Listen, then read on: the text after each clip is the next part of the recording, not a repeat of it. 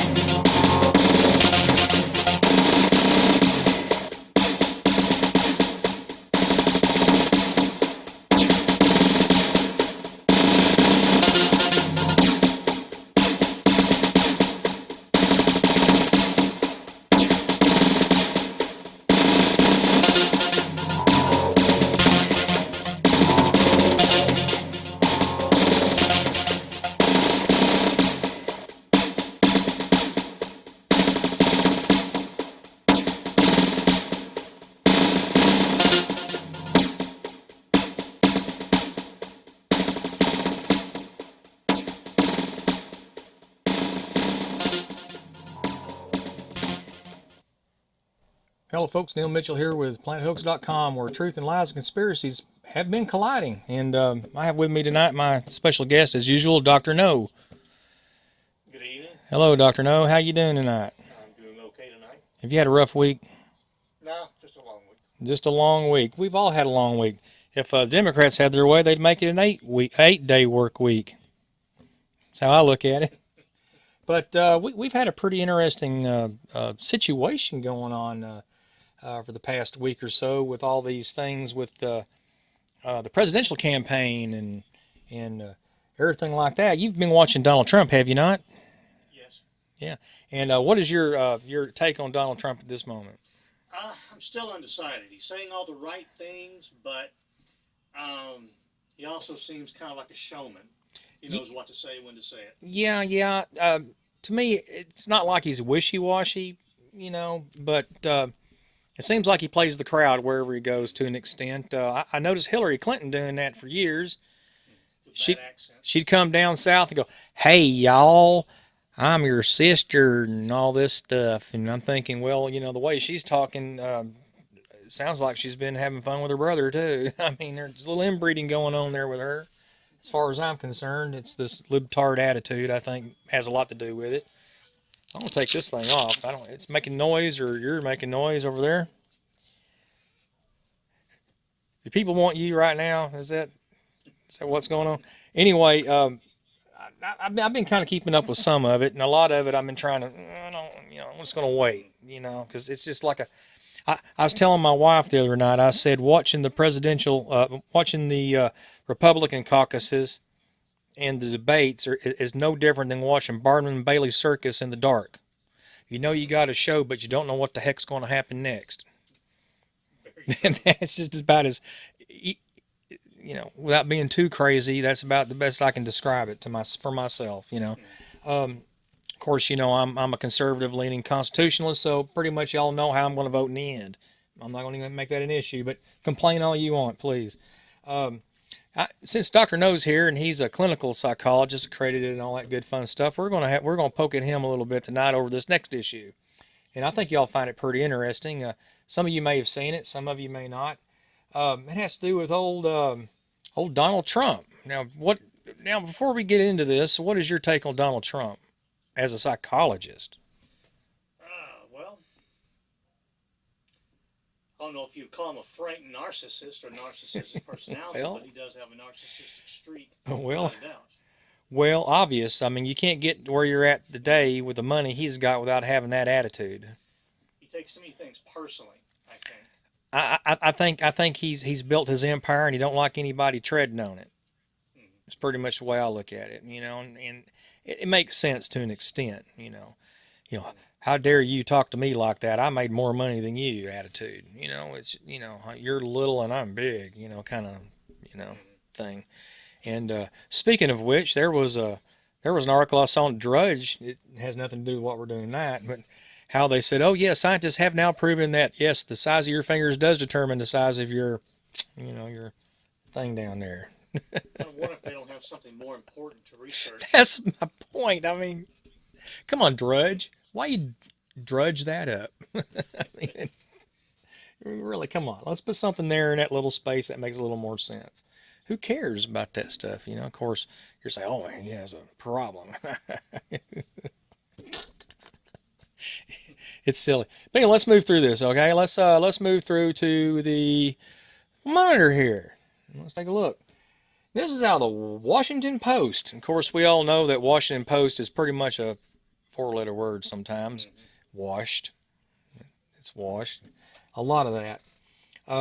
Whatever color you want to wash it, it's depending on the color of their day, who pays them, I think, the money to make the articles sometimes. We all know they're kind of wishy-washy, and, you know, they lean one way or the other, and it's hard to keep up with them. But sometimes they do have articles occasionally that makes sense, and I'm sure the person that wrote that article is not going to be on the Washington Post much longer. But besides that, let's look at this. Dr. No, this is just right up your alley. This is for you. Psychologists and massage therapists are reporting Trump anxiety among its clients. I'd like to hear what that is. Exactly. Yeah, you know, did you study this in school? I mean, did you know that there was such a thing as Trump anxiety? I did not. It's the way they even word this on here. You know, it would sound like that it's been a disease that's been around for a while. I'm sure it's been around for the past few years. Perhaps. Okay, let's take a look at this. Trump captures the nation's attention on the campaign trail. That's pretty much what they're talking about. And it's already got 653 at this moment when I loaded this up. It's got 653 comments. I'm sure it's probably got more now. I'm not going to go to the videos. I'm not going to go to the photos and stuff. I'm just going to run through this real quick. And this is by Paul Schwartzman on March 4th, okay? Now it says, to the catalog of anxieties her patients explored during therapy, marriage, children, and careers, psychologist Allison Howard is now listening to a new source of stress, the political rise of Donald Trump. Now, do you remember back when Clinton was running for president that you heard these Democrats having this Bush anxiety? Do you remember that going on? I do remember that. I think what this is, the same article or the same synopsis of an article been regurgitated. They just swapped Bush's name out and put Trump's in there. Like that's what I think. And I didn't go to the trouble to look the other one up, but hey, if it smells like a Democrat and it looks like a Democrat, it's a demon-crat. Okay. I didn't mispronounce that. It's a demon. They're demons. Okay, in recent days, at least 2 patients have invoked the Republican frontrunner, including one who talked at length about being disturbed that Trump can be so divisive and popular at the same time, said Howard, who practices in the district. What has happened to Trump during his childhood? The patient wanted to know to make him such a quote-unquote bad person. Do you want to start talking now or you want to wait on that? I'll wait until the whole thing is done. Okay. I'll read it off. Quote, he has stirred up people, unquote, Howard said. Quote, Howard again, we've been told our whole lives not to say bad things about people, not to be bullies, not to ostracize people based on their skin color. We have all these social mores and he breaks all of them, and he's successful. And people are worrying how he gets away with it, unquote. Okay. You want to chime in yet? No? You want? Well, it sounds like they threw in a racist bar, which I haven't seen that. Hey, he can't help it. He's orange. He was born that way. And white-eyed. We know this. Well, the term racist has been thrown into so many situations, it's losing its meaning. It doesn't have any more meaning no more than being of any other skin color, really. Don't you think? I mean, right? I mean, what did Michael Jackson sing a long time ago? Doesn't matter if we're black or white. Is that racist to even say that now? Anyway. Hand-wringing over Trump's rapid climb, one confide to Washington's political establishment is now palpable among everyday Americans who are growing ever more anxious over the prospect of the billionaire reaching the White House. I could run into these videos, but this is just videos off of the debate. You can get them anywhere. I'm not going to mess with that, okay? Is he flexible or flip-flopping, it says on here. His critics say he picks the most convenient positions, but he says he's just changing. Didn't we just have a Olympic athlete just do a little bit of that himself not long ago? Big change. And I heard now he's also endorsing Mr. Trump. I thought he was endorsing Mr. Cruz. Was it Mr. Cruz? I thought it was Trump, but it's Cruz. Oh, I'm stand corrected there. I'm sorry. I'm sorry, Bruce. I didn't mean to hurt your feelings. Don't get upset and cry. Okay. Okay, with each Trump victory in the GOP primaries, Democrats and Republicans alike are sharing their alarm with friends over dinner, with strangers over social media, and in some cases, with their therapists.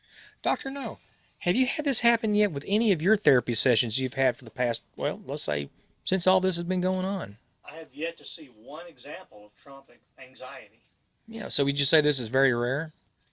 It's rare to me. It's as rare as a $2 steak is today. Yes. Okay. A recent Washington Post / ABC News poll, right there, I already have to discredit it just because of that. Okay, it's ABC and CNN, and Washington Post, excuse me. What's the difference? Anyway, polls show that 69% of Americans said the idea of, quote, President Trump made them anxious, unquote. It reminds me of the Alex Jones video the other day with him freaking out and wanting to, remember, you seen that when he did his, it was just a parody, but he turned over, Yeah. he turned over, and it's like the bottom of a lake came up. It just stunk. For some, Trump's diatribes against undocumented immigrants, Mexicans, and Muslims evoke unpleasant flashbacks of dictators. I mean, why do they even write that? Because, okay, now here's these poor slobs that are upset about Trump, so it's obvious they're Democrats, pretty much, or liberal in any way. And now they're having these unpleasant flashbacks of dictators. Now we got Mexicans running across the borders right now. Most of them felons of some sort.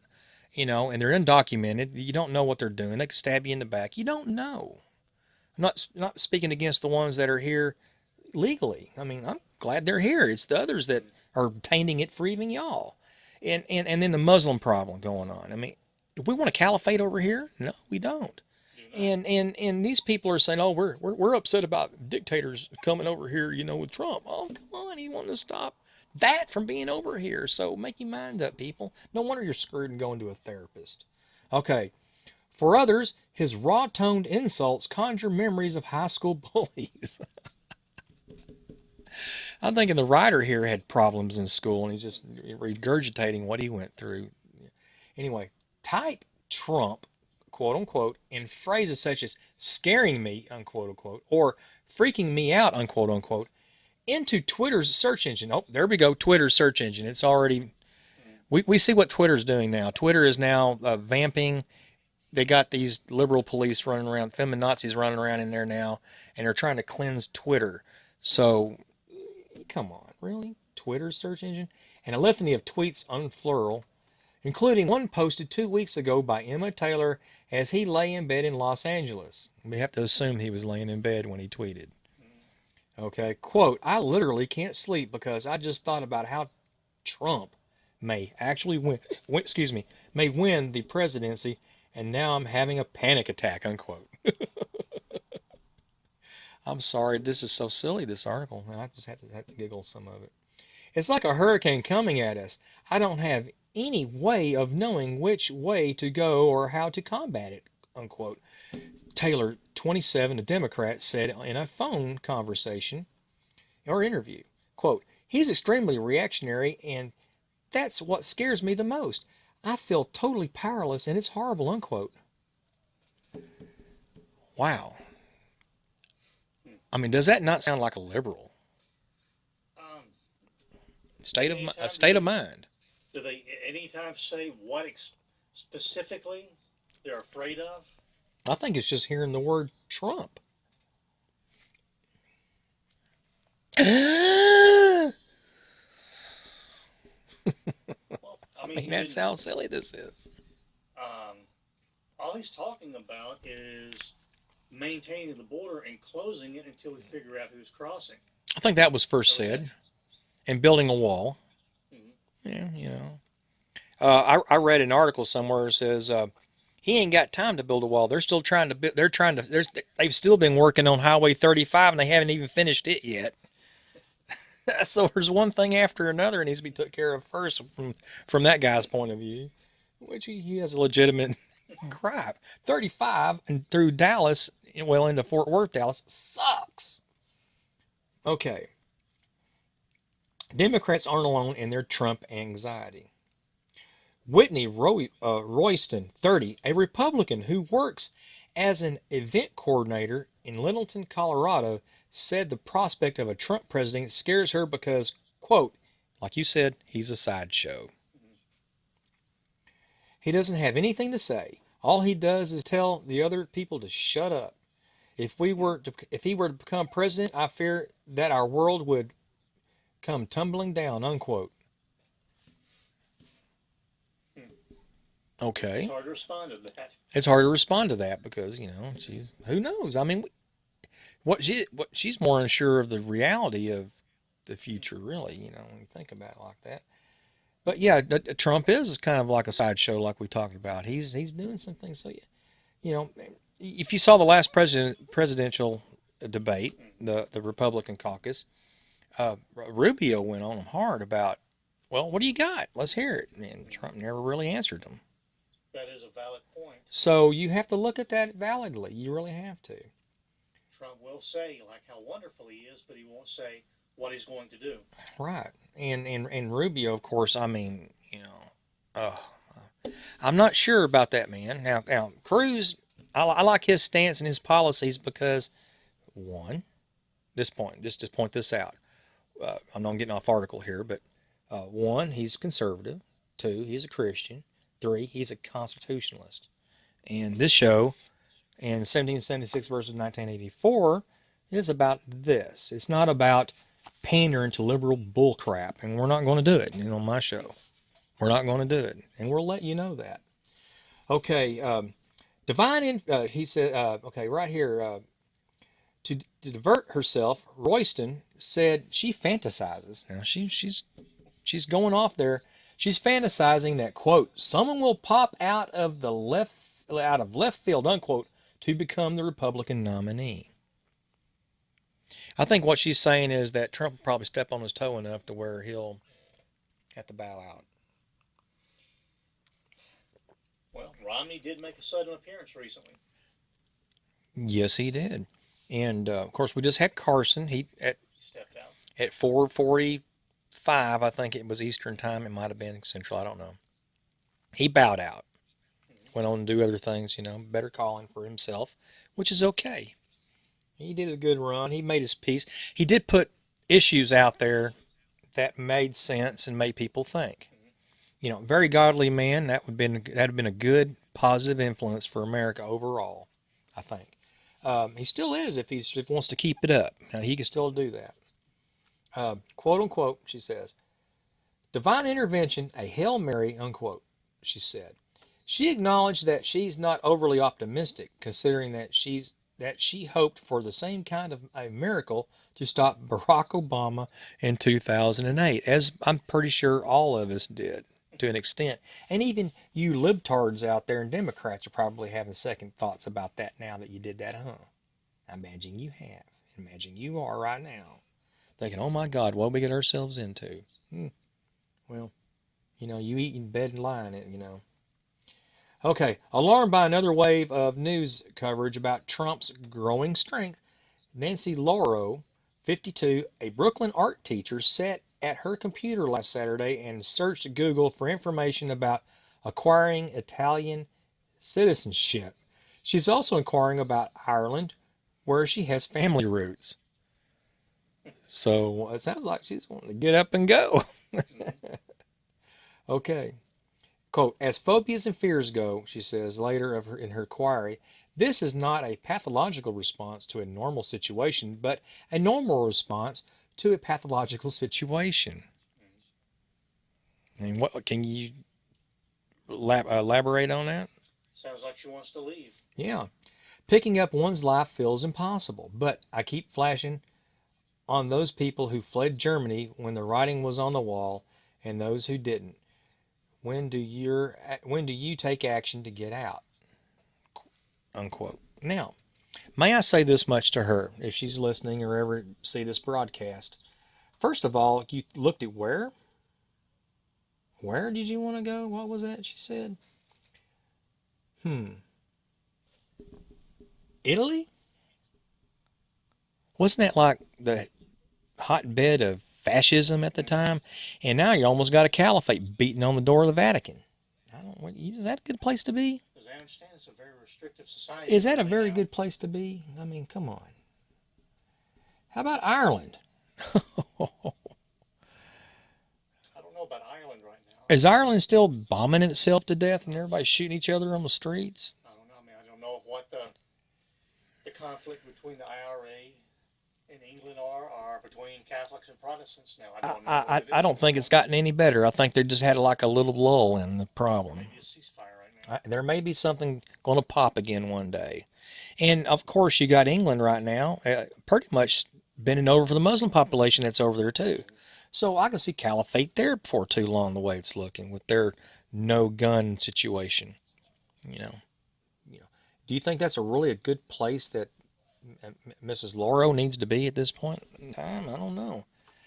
I mean, it's safer here, regardless, the way I'm looking at it. Despite who's president, it's still a safer place. Okay.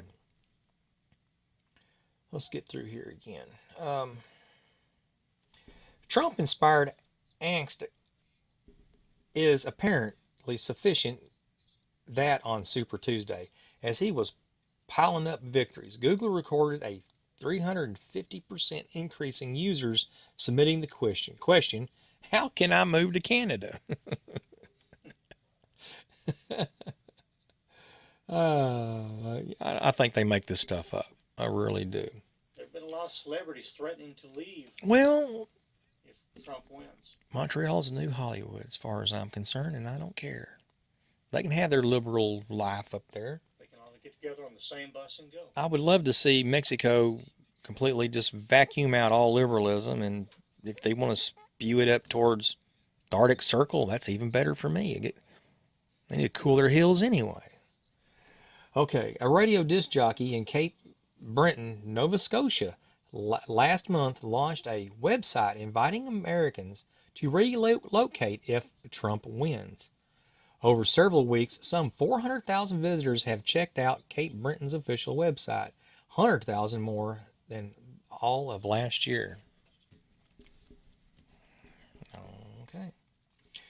I call it the basket of golden eggs. Mary Tuttle, a head of Destination Cape Breton, said of the Trump's effect. The delight in her voice was betraying not an iota of anxiety. Quote, our doors are open to everybody, unquote. Everybody wants to make a buck off everybody, know every which way but lose. Every which way but lose. Okay, Amanda Long, an Arlington, Virginia massage therapist, is not among those fantasizing about escape. But she has grown accustomed in recent weeks to clients laying down on her table and bellowing, can you believe this guy? Can you believe this article? Long allows her clients to vent for a few minutes before she tries to quiet them. Do you do that? If necessary. There you go. If only so they can relax, she can attend to their aches. It stresses me out to listen to it, she says. I can't give you a good massage if I'm grabbing your shoulders like Donald Trump's orange face, unquote. Is that racist of her to say that? Anyway. Orange people are offended. Yeah, every orange, yeah, Oompas or where they call them from. Oompa Loompas. Oompa Loompas, every one of them is probably pissed. I mean, we're talking about their go-to man here. Okay, it's frightening. This is this one here. Okay, if there is an unofficial capital of psychotherapy, it's New York's Upper West Side. Do you agree with that, Dr. No? You're from that area doing practice, are you not? A long time ago. Yeah. Well, how was it when you were there? How long ago was it? 15 years ago. How long did you? How long was you in this? I mean, in it up there. I think it was about 3 or 4 years. Was you glad to get away? Yes. All right. After reading this, you're probably thinking, "Thank God I'm not there now." Okay. Eastside, where it's easier to find a therapist than a parking space. Unquote. Is this true? In that part of the city, yeah. Judith Schwagner Levy, a psychologist in the neighborhood, has noticed a recent uptick in Trump references among her patients, including a middle aged businesswoman who blurted out this week that her sister is supporting the billionaire. Probably couldn't stand it. Quote, she was so upset and worried that she couldn't that she could have a sister, someone so close to her who would have zero problem with Trump, Levy said. Another patient, also a woman, all she could talk about was Trump and how he's crazy and frightening. Another psychologist, Paul Sachs, who practices in Greenwich Village, said Trump's recent refusal to immediately disavow David Duke, the KKK Klan former Grand Dragon, or Grand Wizard, has riled one of his patients whose grandson is of Holocaust survivors. I've seen myself, Trump has disavowed that connection at least 5 or 6 times that I've seen. I think he's done it more than that. What do you know of the actual backing of him at that point? Really? I mean, Donald Trump is not responsible for who supports him or votes for him. Right, and you got to remember campaign contributions. I mean, how that man, we're talking about Donald Trump here, he has given money to just about every person on the planet who's doing something political in that area of the world. And anybody come up to him with a little notoriety, he throws money at him to help him out. I don't know how he takes it personal or not when he gives them the money, but he's just trying to help them out. I mean, he gave money to Hillary Clinton, for God's sakes, and Bill Clinton, for God's sakes. I mean, that's the worst thing you could do. Look what it's caused us. I mean, look at all the pain and suffering. I mean, that money that was involved, Troopergate, all the way to Vince Foster, that money could have been used for ill-gotten means. We don't know.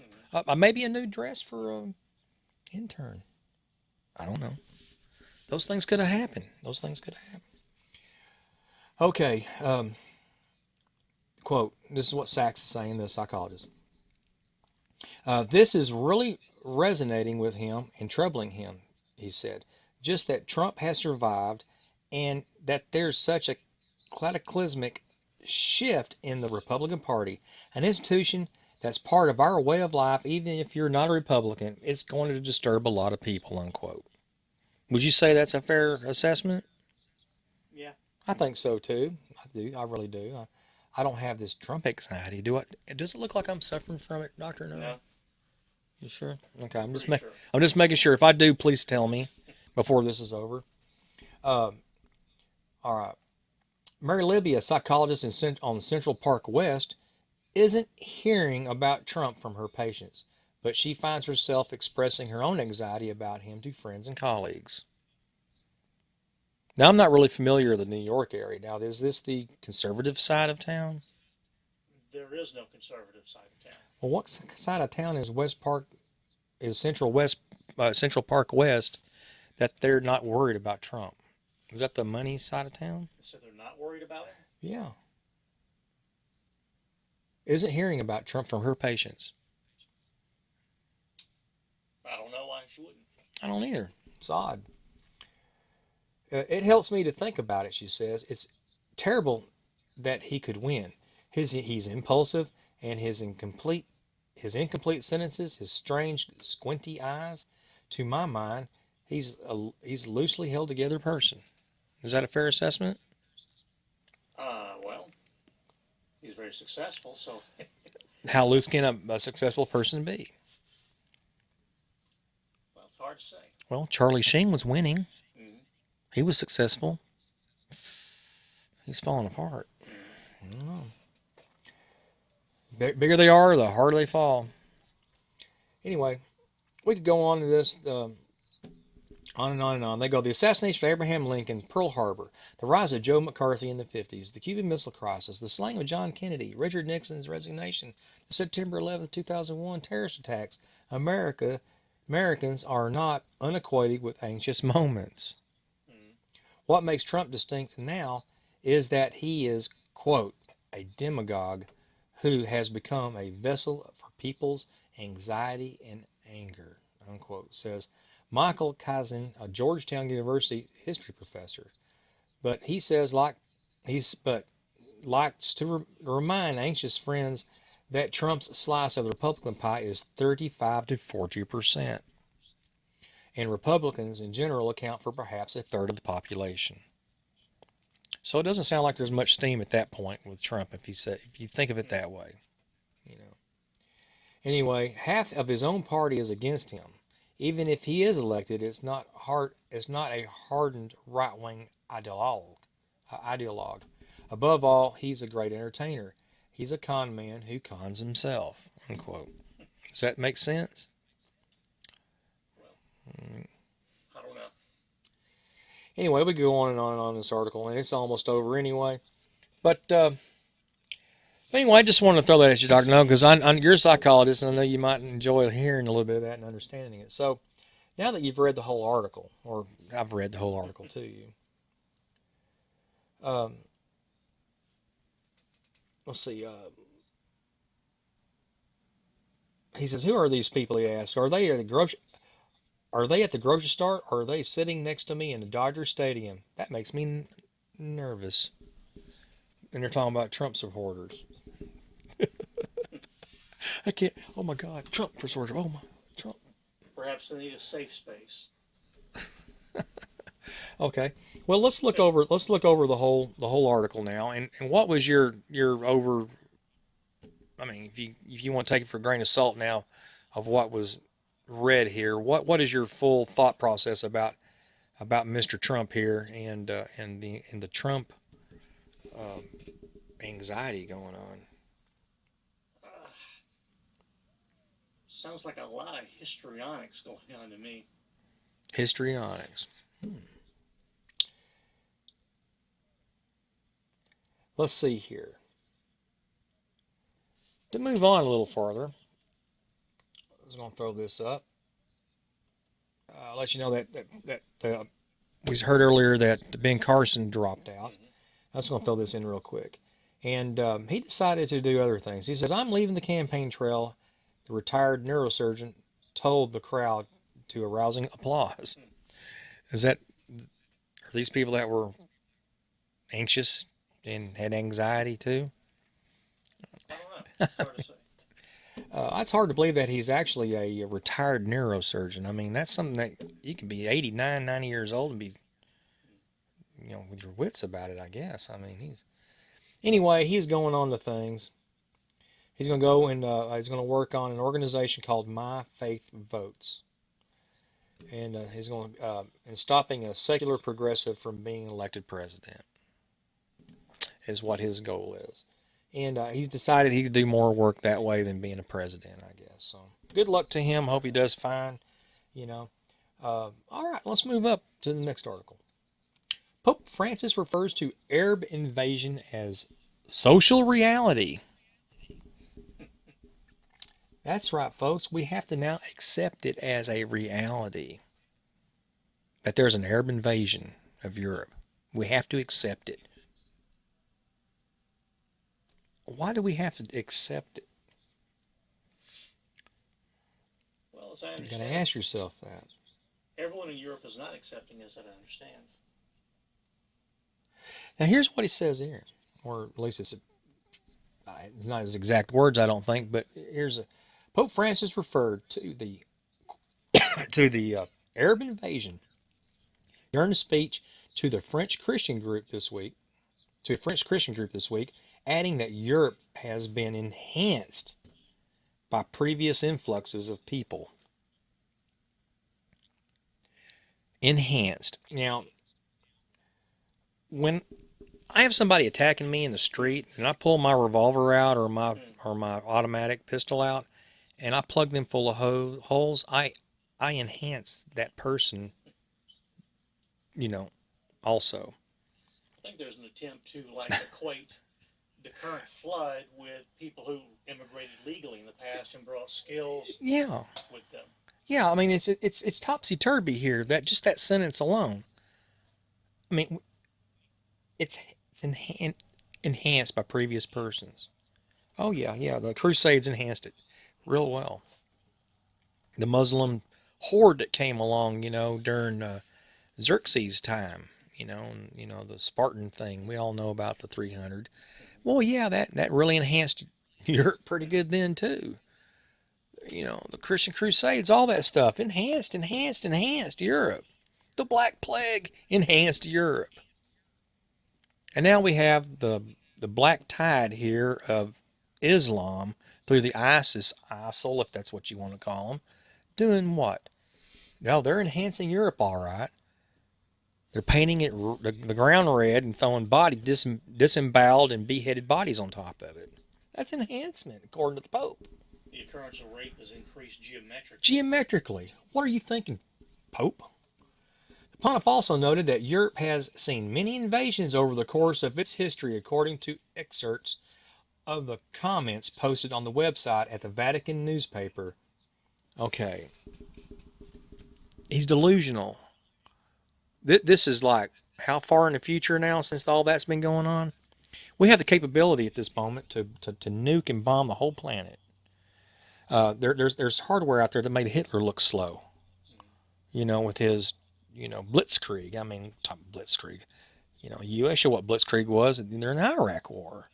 And they did it faster than Hitler ever considered to do it. And they had half the men. And fighting an actual army that was fighting back. They didn't roll over the land and just take it over. Now, we're looking at this Muslim invasion, and we're seeing the Pope here saying, "Oh yeah, we've had these happen before. There's no big deal." I mean, I just have that. I just find it's hard for me to swallow anything this Pope here ever has to say. It really is for me hard for me too. He says, Europe has been facing huge waves of immigrants and asylum seekers, many of them from Syria and Iraq. While this seemingly endless streams of people have led to tension among the 28 nations of the European Union, I don't like that word, union. Some political leaders have said that newcomers should be seen as a new resource. Okay, Germany, look at your resource. Thank you, Merkel. All right, France, how you enjoying your new resources? Huh? Syria, how you enjoying it? How about you, Libya? How about you? Well, which is next? Egypt. I can see ISIL, where you want to call them, dismantle the pyramids and destroy everything that has a hieroglyph on it. I can see them do that. You've seen what they've done to Christian and Jewish relics all over the world right now. Even their own Muslim relics, they've been destroying them. They've been going around destroying everything. What you want to make you think they're not going to destroy your history too? Come on. I think the only thing the Muslims are doing at this moment, they might be doing the dirty work that the Vatican wants to do. I mean, what do you think? I mean, it doesn't make any sense. Today we can talk about an Arab invasion, said the Roman Catholic leader in the comment Thursday. It's a social fact. But nobody wants it. It's being forced on the people. It's not something they socially accept. It's being forced on them. It's an invasion, period. And it's an aggressive invasion. It's not socially accepted. All right. The law, the Laza or Zobor Romano, whatever, the Roman Observer, I think is what it's pronounced, reported that the Pope hastened to add Europe has always been able to, quote, go forward and find itself enhanced by the exchange among cultures. I think every time they've done that, there's been wars and death and destruction and pestilence and disease. It makes it sound like it's okay. It's a cakewalk. It's no big deal. They're not bringing skills and talents, no benefits with them. Oh yeah, they are. They're bringing, gang rape skills. They got that. They got beheading skills. They got that. Shooting skills. They've got that. Oh yeah, setting people on fire skills. They've got that. They know how to mount a 50 caliber machine gun in the back of a crappy Toyota pickup truck. They got skills. They've got skills. Let's put them to good use there, Pope. Let's put them to good use. Idiot. I'm sorry. I'm done with this Pope. I'm done with him. Anyway, don't that at you. Next article. Let's move up. Let's move it on. This is off Sean Hannity's website, Hannity.com. Outrageous. Public school students taught to quote-unquote pledge of allegiance to an international flag. Now, this has soared my heel at this point when I think that. It's widely accepted that American public schools are controlled by liberals. Is it widely accepted? Well, I think that acceptance is waning. I don't think it's ever been accepted. It's just been kind of forced into the mix, and it kind of like snuck in there and took it over. It's like, you seen those spiders that's got the little webs and they crawl in the little hatch that opens and closes, and you walk up next to it, it grabs you and pulls you in. The trapdoor spider, I think they call it. Yes. That's exactly what liberals are in high schools. They sneak in there, they put their little webs up, they put a little trapdoor ready, and when your little kid comes in there, snatch little Johnny or little Jane up and teaches them liberalism as good, and that your parents are bad, and that we all need to give up everything because liberals need to have their way. And that's what we see all the time. It seems like every day we see new examples of American school children being indoctrinated by left-wing ideas. This latest example was brought to our attention by a concerned parent. Kindergarten students from PS 75, a public school in New York City, recently took part in a class project in which the children were made to create an American flag with the flags of 22 other nations superimposed over the stripes. Below the flag, the words, quote, "We pledge allegiance to an international flag," period, unquote. This is being taught in a United States public school where they're supposed to pledge allegiance to the United States flag.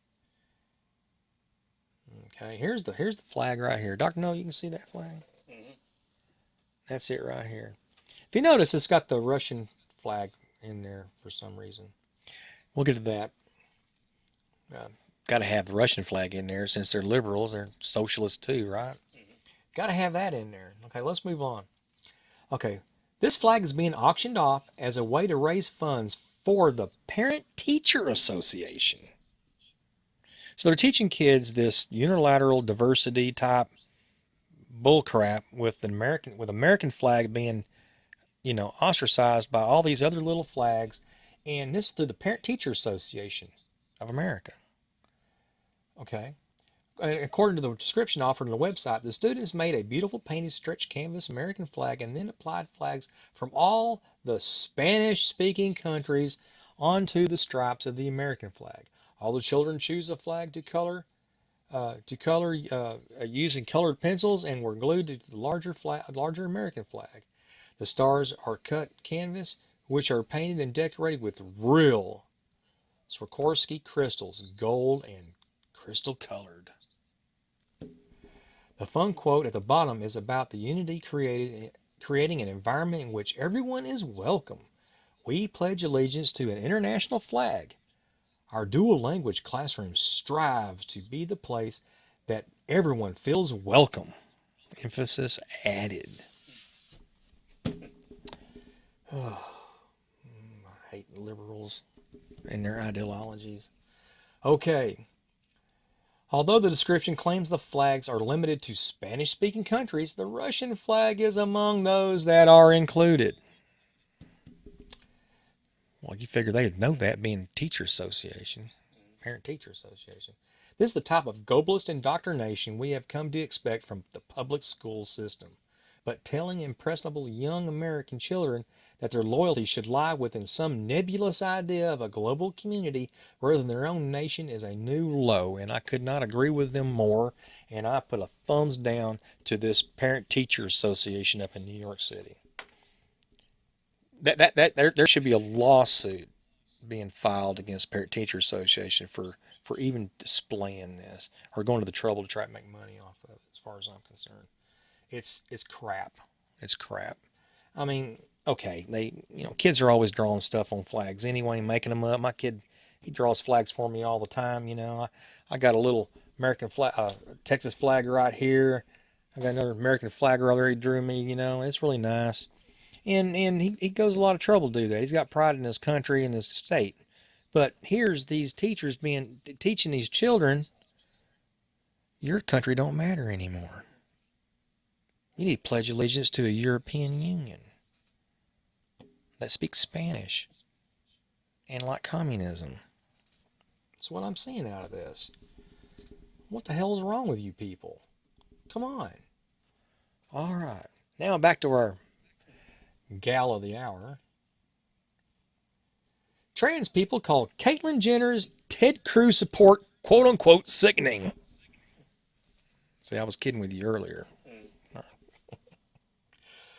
Hundreds of LGBT fans are outraged that Jenner wants to be Cruz's trans ambassador. Oh. I thought they were all thrilled that he made his own decisions. Wouldn't you think? Aren't they standing behind their girl? I mean, their man. I mean, whatever he is. I mean, come on. He was human. You got to give him. I mean, come on. I can't even look at this and even call him a girl. You'll never catch me personally calling Bruce Jenner Caitlyn off the top. It won't happen. It won't happen. He's still a man and wearing women's clothes. He's a transvestite. Sorry, that's what he is. All right. Bruce Jenner has been testing the patience of the LGBT community ever since he came out. I'm going to change the article. I'm not going to give him the affordability to call him a woman because well, I mean, come on. I can't do it as a Republican. But now he really might have done it. He might have done of it, I guess. In an interview with the Advocate, the athlete turned baffling famous. Now that's a good word. A baffling famous person. That's a good way to describe him. He's a baffling person. Voiced his support for Senator Ted Cruz, saying he likes to be in his trans ambassador. Reactions from the community were swift and damning. Is Jenner a terrible trans advocate or the worst trans advocate? Said Reddit post asked. I'm going to have to give a big thumbs down on Reddit. With my sites that I've got, Planet Hoax and 1776 versus 1984, and even this Planet Hoax Live here on YouTube. Now, I've tried on occasion to put something on there, a blurb about the website, a blurb about, and every time I do, I get somebody knock it off, and then they start razzing me and cussing me out. They're moderators. It's their moderators. They will go out of their way, and they will chastise you and give you a hard time because you're not leaning towards their ideal, whatever that may be. And I haven't figured it out yet. I don't know. It's policing. It's kind of like what they're doing to Twitter. But they do that to my sites on Reddit, and I just don't even worry about Reddit anymore. So it's just ridiculous. Okay, one of over 100 replies to the post said Jenner's doing it for his own reputation, even if it means throwing the rest of us under the bus. How's it throwing the rest of them under the bus? I'm sorry. Look at him. What's he throwing under the bus he hasn't already thrown under the bus? It's Jenner's decision who he votes for. Yeah, he can do what he wants. That's true. He's an American no matter what. He's a citizen no matter what. He's messed up no matter what. And you look at him and he's really, really messed up no matter what. And the poor guy, I mean, he's something not right as far as I can tell. And he has to deal with that. I guess he's trying to, what's that old show, Keeping Up with the Kardashians? I think that's what he's trying to do. I really do. I think he's trying to keep up with everybody. You saw the pictures of him and all the girls, you know? He's the only, like I was saying, he's the, he's the third wheel. He wanted to be another wheel. You know, he didn't want to be a third wheel anymore. So he decided, oh, I know what I can do to change that. Yeah. Okay. But that's his decision, I guess. In an interview which ran in The Advocate earlier this week, he acknowledges that Ted Cruz is probably one of the worst ones when it comes to trans issues. One of the worst ones. In other words, what he means by that, folks, is that Ted Cruz is Christian and he's morally correct and he's not a weirdo. That's what he means by that. Okay? That's what he means. But says he's, quote, very conservative and a great constitutionalist. Now that's what's got the them people all upset, because he's conservative, and he's constitutionalist. And obviously, Jenner here is also conservative minded and constitutional minded. And that just pisses them off. They can't stand it. I don't want no constitution. Oh, we don't want morals. Well, I'm sure Jenner is grappling with the morals every moment he wakes up and looks at himself in the mirror every day. And that's his own fault. And but constitutional? Think about it like this.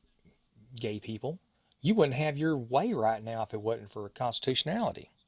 And you definitely wouldn't have your way right now if it wasn't for, people sticking up for it. The way I look at it, as wrong as y'all are, and as wrong as y'all are, you can argue with me all you want. I think y'all are wrong, and I'm entitled to my opinion. And I got the Constitution behind me to say I can say that. So there you go. Anyway, when pressed, Jenner admits that Democrats are traditionally better for LGBT rights, but says, if we don't have a country, we don't have trans issues. Does that make any sense? We need jobs. We need a vibrant economy. I want every trans person to have a job. Unquote. In the days after the interview dropped, while the GOP candidates ramped up for Thursday's debate in Detroit, thousands of people flocked to Reddit, Twitter, and other social platforms to lambaste Jenner for his support of the conservative candidate. Here's some of the quotes here. I won't even discuss them. Jenner's latest post on both Instagram and Facebook was a photo of him in his new custom locker at the exclusive Sherwood Country Club, featuring the hashtag acceptance. I mean, he's milking it hard, LGBT fans, the wording and timing of this photo was a little unfortunate. Overnight, hundreds commented on his post, calling him out of touch and naive at best, self-serving and willfully ignorant at worst. So, Dr. No, what do you think about that so far? I have no comment on it. No comment. It's hard to have a comment on someone that's that crazy, isn't it? Nothing. I have no comment on it. No comment? No comment? Alrighty. Across platforms, hundreds of LGBT users criticized Cruz as dangerous to the community and expressed feelings of betrayal at Jenner's political ambitions, advocating Voactiv's technology analyzing tweets post Thursday that mentioned Republicans' presidential hopefuls, one of the GPO debate hashtags, finding it over 4,655 tweets referencing Jenner's political remarks. Many hope moderator Megyn Kelly would ask Texas Senator about Jenner, and it never happened. Do you remember ever hear anything about Jenner? No? Not at all? No. I don't remember either. All right, let's move through this now and go to the next crazy thing we've got to talk about before this is all over with. The end of the world. Again, it's now early March, and we've been talking about the Nibiru situation and all that good fun stuff that was going on. Remember that? It makes your head hurt to think about it, don't it? And it was crazy stuff. And now we got some more things that they're quaking on the internet, literally, and it's freaking people out. And NASA, there was an image. I don't know if you've seen this. Did you see this about this? This is out of CBS Los Angeles. They did this article. NASA satellite images with claims of imminent earthquake triggers scare. They had this image come up, and over a period of like a few hours, this big old black cloud emerged over all of California and all around that liberal area of the world. I may add, it's always been a dark black cloud there as far as I'm concerned, so that just proves my point off the top. But this was carbon monoxide emissions, from what was said by the NASA satellite people. Now, let's look through this real quick. They said they saw the cloud of carbon monoxide? Well, covering the whole state. Anyway, a satellite image has gone viral which claims that an earthquake is on the way. But is it true? Is it true? A NASA satellite image has drawn questions, controversy, and even fear in recent weeks. The dark purple on the image is supposed to represent a spike in carbon dioxide on February 27th on the West Coast. Even though NASA now says the image was wrong because of a satellite glitch, a simple Google search will show it already went viral. Online blog posts and articles wondered if it was linked to the looming massive earthquake. Chapman University professor Ramesh Singh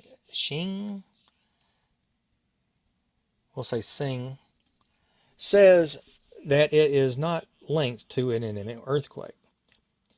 He says he unknowingly got involved in the inaccurate claim because of an article he published years ago.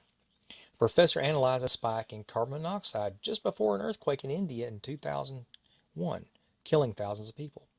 But he said that the study had nothing to do with the image of elevated carbon monoxide in the year earlier in the year in the U.S. He said, "Hey, what people are doing? Are they digging out my paper and then they're relating this, and the whole public is getting scared?" He said. He says that since he's gotten dozens of emails around the world, around the country, of people terrified, some suggesting that the West Coast evacuate all because of the few posts and videos online that he wants to debunk. Nobody called me. I do not know who posted this. And then he goes on a little farther. He says that there's been elevated levels of carbon monoxide since the gas leak in Porter Ranch. Again, NASA wants you to know that this is simply a false image. But yet here we go. We got all this going on, and then this has got the people thinking, oh, it's because of this doom and gloom Nibiru situation and how we can't see it because it's coming from the sun, around the sun. That's why we can't see and observe it. And this just brings up the next article that we're going to see here. I was just thinking with that, if they said they saw a cloud of carbon monoxide is odorless and colorless, and a cloud of carbon monoxide would pretty much kill everyone in it. Right. I think what they're doing here is it's reflectivity, and they're using the reflectivity of the satellite imaging, and that's where they're getting the color at. And it says, well, this is what it is. They're able to do that, which is understandable. So I don't know. But it's questionable. And there have been instances where there's been in earthquake areas and prone areas of the world where there's been giant die-outs, including whole entire towns and villages that release these gases, and they just come seeping in at night and then build up, and everybody dies laying in their bed asleep. We've heard these stories before, Anyway, let's go to the next one here in this here. Oh, there we go. This is from the Express from the UK. 4 days left. And this is another one of those articles that I like to hammer real hard, the doom and gloomers here. I just went really past it. Let's go back up. Go back up a little bit more. There we go. We have 4 days left. 4 days. 4 days, okay, until the freak supermoon eclipse and an asteroid on the same day, which will signal the end of the world. We're going to die. We're going to die again. What day is it going to happen? Oh, man, I'm sure they know the hour from what I read on this article just up front. Okay, conspiracy theorists are stocking up on food supplies amid fears of the world could end in just 4 days when a total eclipse of the sun, a super full moon, and a staggeringly close asteroid passes of the Earth and this are all set to happen within 24 hours of each other. Now, I'm an amateur astronomer. I mess around with it. I hadn't done a lot of it lately, but definitely have done a lot of it in my life. A full moon is nothing. It's just that the sun is turned, it's a certain direction, and we're angled just right to it to where we can see it real well. I don't know how many times I've seen that. A lot of times. And it doesn't even affect anything except how much light's hitting the ground. It's an interesting thing to see, but it's hard. Now, what is that little device called we had in school? You said a radometer. A damn radometer. You've seen those folks, have you not? It looks like a light bulb. It's got a little spike in the middle of it. And then on top of it, it's got a little veins. One side painted white, and the other side painted black. And you set it down in sunlight, what's it do? The sunlight hits it. The particles of sun, the photons, hit it. It starts to spin. Which proves that, yes, the light rays have a mass of some type. Well, that could actually happen with a full moon too. It'll get it to spin. If you got a real delicate one, it'll spin too. But is that going to hurt anything here on Earth? No. Absolutely not. If anything, it's going to make it harder to see the moon because it's going to be brighter. Now, supermoon means it's really big. It may be at its closest, apogee to the Earth, but the pull is still the same because of the mass. Doesn't matter how far away it is. It's still going to have the same pull. So maybe it's a little closer. It might maybe a little more pull, but it ain't going to do anything to the Earth. That it's just part of the orbit, and it does it all the time. I mean, we just don't see it all the time. We just see it every once in a while, but it's there all the time. It's all the time happening. We're not going to die because of the moon, okay? Being a supermoon, and because it's full. I mean, come on. I guess werewolves are going to come out and vampires too. Okay, now, this asteroid situation. Everybody's been in an uproar for how long now? 3 years, 4 years now about Nibiru. I've haggled with some really winners online about Nibiru. Anyway, on March 8th, asteroid TX-68, a 30-meter long lump of space rock, is due to whistle past Earth as close as 19,000 miles away. That's quite far away from the Earth. Okay, it's within moon orbit. Yeah, of course. It may be even closer enough to be within satellite orbit of some of our artificial satellites. But that doesn't mean anything. Okay, but doom mongers are not convinced it will miss us amid fears we won't be able to see it because it's obscured by the sun. Okay, the looming event has sent online doomsday predictors into a frenzy, particularly as NASA admits it is uncertain of the orbital path and is given an estimate as close as 19,000 miles away to as far away as 11 million miles away. So somewhere between 19,000 and 11 million. Well, I think what it is that NASA doesn't know where it's at. That's a pretty wide range. NASA had an eyeball on it one time, and they were able to predict an orbital path of it, a path. And now they're guessing because they haven't seen it since to get a good, accurate mathematical, pinpoint. That's how they find planets. It's the same math. You take a point in space and you refer to it, and you go back later at a certain amount of time, like a year later usually, and they look again. And if it's where they predicted, well, then they're right on their orbital path, and then they're able to predict the next one for the next year. And if they're right again, then they realize, oh, look, it's a constant. So they're able to keep up with an orbital path that way. And once the orbital path starts to get smaller, like it's not as far away as it would be, at a certain distance from point A to point B, if it's the same all the time, well, then that must be on an arc away from the Earth, exactly away from the Earth. If it's a little shorter on one side, that means it might be getting closer to the Earth. And if you look at the other side, you know what I'm getting at? Mm-hmm. So they're able to tell, which direction it's actually moving even by doing that.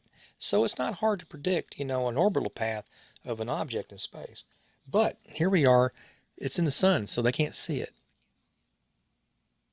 Supposedly. I don't know.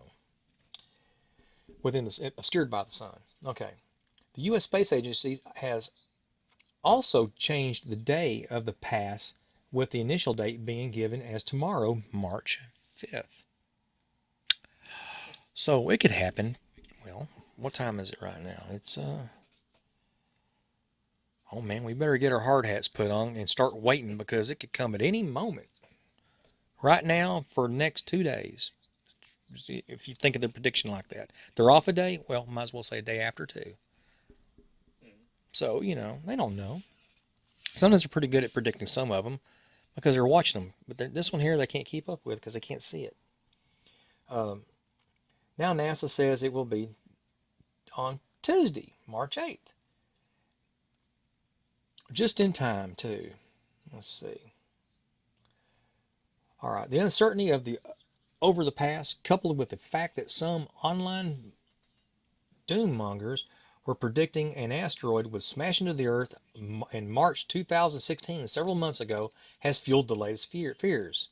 Some self-styled internet prophets released a video several months ago warning of an asteroid, or even a mythological rogue planet called Nibiru or Planet X, would strike the Earth in March 2016 and could spell the end of the world. So here you go, fellas.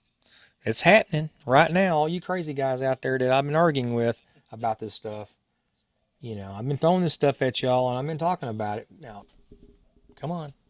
Let's do this now. Let's do this. It's like you flat earthers, you crazy bunch of nuts out there, man, thinking you can solve the world's, problems by making up more stuff. It doesn't make any sense. Okay. Express.co.uk found several YouTube videos released 6 months ago or more, before there was widespreadly talk of the asteroid TX-68's cosmic close shave. And I won't go into all those. It must also be noted that although the video also appeared to exist for a number of other months, it appeared to be updated when one date comes and another and goes without an incident. But if all of this is not going to peddle a doomsday prophecy, the conspiratists have been given more on the plate. March 8th will also see the total eclipse in some parts of the globe and a massive super full moon, the first in 2016. The video entitled Armageddon, March 8th, exclamation point times 3.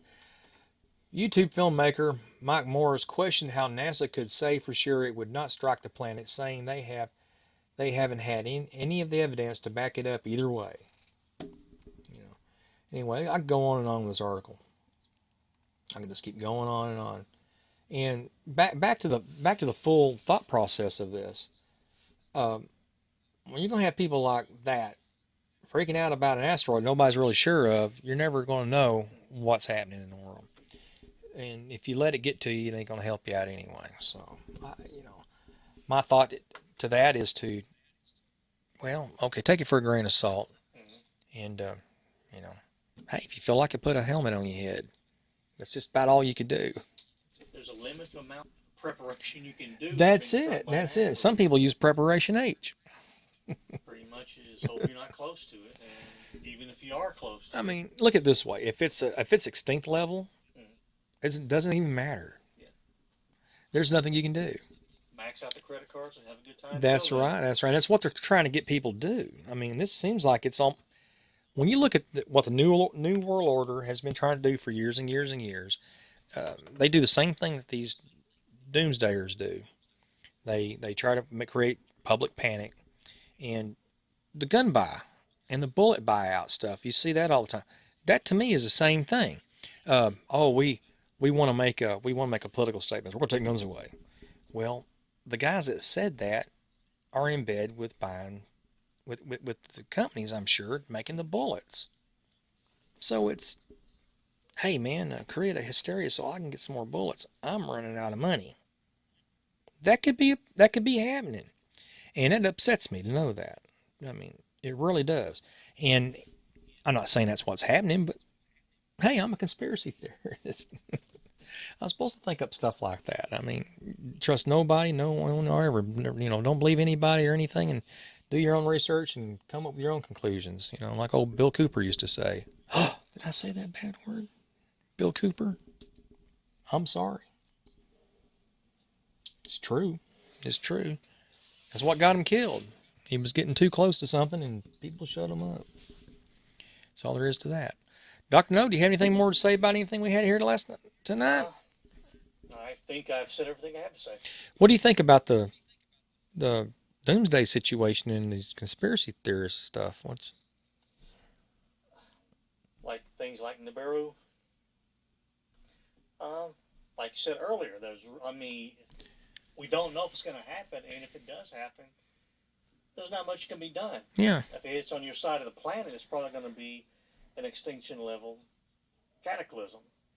It's going to kill everything within miles and miles and miles, and there's going to be pretty much something equivalent to a nuclear winter. Yeah, I mean, that's what they say. They don't really know. Theoretically. I mean, we've dropped hardware on the planet that was at least as, not nearly that big, but I mean, if you look at the planet and you let's say take an area the size of Texas and look at it on the map anywhere, draw out 1 mile on it, square. That's not really that big. Speck, Texas. And you can if you took, let's say, that mile is the size of a BB, and you take a platter full of mud and make it the size of Texas, I mean, in scale, and you shot it somewhere on there, it's going to leave a hole probably about the size of a 50-cent piece. And that's all it's going to do. I mean, that's it. And we're talking about the whole planet now at this point. So if it's like shooting a watermelon with a BB gun.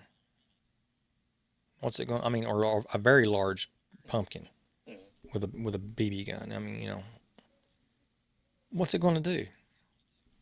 Not much. Not much. So extinct level. I've always had a problem thinking that was going to cause an extinction level. I mean, when I think extinction level, I'm thinking of the process that they've described on how we got our moon. We have a ready-made civilization living on the planet Earth. And this rogue moon comes flying along and slams into the Earth. Spins it all up, messes it up. Throws all the water everywhere, shoves all the continents all over the place, reforms the Earth, and the Earth breaks up, and of course the gravity pulls it back together into a round ball, and now you got the continents the way they are now. That could be a possibility. Now, yeah, that makes more sense than a 1 mile square, round diameter BB hitting a watermelon and causing cataclysmic damage to the planet. I mean, that's how I look at it. I really can't see a 1 mile wide doing anything bad. If you look at the globe of the Earth, or the plat of the Earth, depending on which way you want to lean for you flat Earth idiots out there, 1 little mile ain't going to do nothing. Nothing. Not a thing. So I don't see how that's possible. I really don't. Hits the water, what's it going to do? Have some tsunamis in yeah. probably every direction. Yeah, I mean, it'd be pretty heavy duty. But that's all it would do, would just wash up the shoreline, and that'd be about it. That'd be devastating, yes. But is it extinct level? No. Not for the whole planet. It wouldn't. No. Now, if it's a mile wide asteroid, it lands in part of the ocean that's a half a mile deep. Well, it's going to go in half a mile in water, and it's going to slow it down pretty quick, and then it's going to hit, the solid bedrock of the Earth or the bottom of the ocean. And, what's it really going to do? Make a new island? Possibly. Who knows? So, I mean, it's not like How fast is it going? They don't even mention that. When you hear them talk about it, it's like whizzing 1,000,000,000 miles an hour. You know, it's gonna come in at light speed and just blow up that might blow up the whole planet. You know, high energy bullet. You know, you've seen what they can do to like a watermelon. That's what they're thinking these asteroids can do. Earth's too soft; they'll kind of just mush into it, and I don't see it happening like that, personally. So don't worry about it, folks. Hey, save your food up. Of course, you have for provisions. Always have an emergency supply. It's always great. And if you need an emergency supply, go to planethoax.com or 1776 versus 1984 and go to my survivalist prepper store and get you all the stuff you want if that's what you want to do. And help me out keep the show up. And I can upgrade this video so I'm not looking at y'all with a little bitty camera. I have something a little better for us. So until next week, folks, don't worry about it, okay? Everything will be fine. And we'll talk to you next week. We're not going to die from this asteroid. And don't forget, there's a war going on in Slave U, and it starts right here on this internet with this goofy stuff like this right here. And people like Dr.kNO are out there to help you out with it if you got a problem with it. So that's the way it works, and we'll see you till then. Have a good night now. Thanks for watching PlanetHoax.com. Subscribe, like, and comment on YouTube and Facebook. And remember, there is a war going on to enslave you.